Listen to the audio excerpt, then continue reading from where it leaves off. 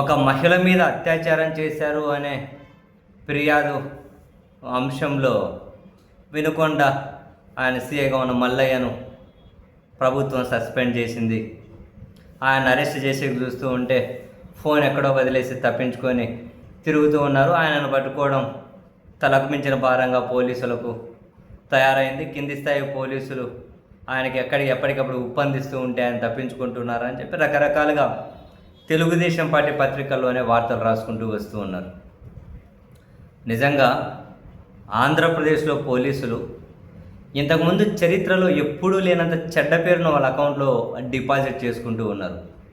అత్యాచారం ఏంటి, సహజీవనాలు ఏంటి, పరువు హత్యలో భాగస్వామ్యం ఏంటి, లాకప్ డెత్తులు ఏంటి, లాకప్లో హింసించడం ఏంటి, హనీ ట్రాపులు ఏంటి, ఈ సస్పెన్షన్లు ఏంటి, ఉద్యోగాల నుంచి డిస్మిస్సులు ఏంటి, మరొక పక్క రాజకీయ కక్షల కోసం అధికార పార్టీకి ఉపయోగపడుతూ తీవ్రంగా హైకోర్టు దగ్గర ఈ చేత్కరింపులేంటి, ప్రతి దగ్గర అడుగడుగున నిబంధనల ఉల్లంఘన, చట్టాల ఉల్లంఘన, రాజ్యాంగ ఉల్లంఘన, సుప్రీంకోర్టు హైకోర్టు గైడ్లైన్స్ ఉల్లంఘన, మళ్ళీ ఇటువంటి అసాంఘిక ఆశ్చర్య కార్యక్రమాల్లో మునిగి తేలుతూ ఇవన్నీ ఈ 2 సంవత్సరాల్లో ఏ ఒక్క అంశంలోనైనా ఆంధ్రప్రదేశ్ పోలీసులు అదిగో ఇక్కడ అద్భుతంగా పనిచేశారు అని చెప్పి మనం మాట్లాడుకోవడానికి ఏ అంశమైనా కనిపిస్తూ ఉందా?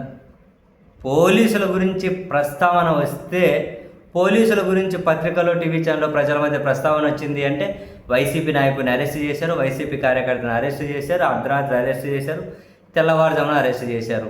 అదిగో ఈ దోపిడీలో వాళ్ళ భాగస్వామ్యం ఉంది, ఈ అసాంఘిక కార్యకలాపాల్లో వాళ్ళ భాగస్వామ్యం ఉంది, హనీ ట్రాప్లో భాగస్వామ్యం ఉంది, లైంగిక వేధింపులో భాగస్వామ్యం ఉంది, గంజాయి తీసుకుంటూ పోలీసులు పట్టుబడ్డారు, గంజాయి అమ్ముతూ పట్టుబడ్డారు.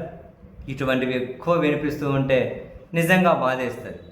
ఇక్కడ ఇంట్రెస్టింగ్ ఏంటి, అందరి పోలీసులు మనం ఒకే ఘాటిన కట్టలేము. ఎవరైతే అత్యుత్సాహంతో రాజకీయ కార్యకర్తల్లాగా ఒక పార్టీ డ్రెస్ వేసుకున్నట్లు ప్రవర్తిస్తూ ఉన్నారో వాళ్ళ దగ్గర నుండి, అండ్ అధికార పార్టీ అండదండలు ఉన్నాయి కదా అని చెప్పి విచ్చలవిడిగా చెలరేగిపోతున్న కొందరి నుండి, ఓవరాల్గా వ్యవస్థకే చెడ్డ పేరు. మరి మంచి వాళ్ళ వల్ల ప్రయోజనం ఏముంది? ఇటువంటి వాళ్ళు ఎక్కడికక్కడ చెలరేగిపోతూ ఉంటే, పోలీసులు అంటేనే జనానికి భయం కలుగుతూ ఉంటే మరి ఇప్పుడు ఇంకెవరేం చేయాలి? ఎక్కడ వీళ్ళకు మంచి పేరు? ఇంతకుముందు పోలీసులు దేశంలో చిట్ట చివరి నుంచి 2వ ర్యాంక్ అట, కింద నుంచి ఇంకొకరు మిగిలారు మనకంటే వెనకల. మరి బహుశా మిగిలిన వాళ్ళని కానీ ఓవర్కమ్ చేసేస్తారేమో పోలీసుల పనితీరు ఇలా ఉంటే. ఎంత దారుణం! పోలీసులు ఇంత తీవ్రమైనటువంటి విమర్శలు ఎదుర్కోవడం, విమర్శలు కాదు ఎక్కడికక్కడ పట్టుబడుతూ ఉన్నారు.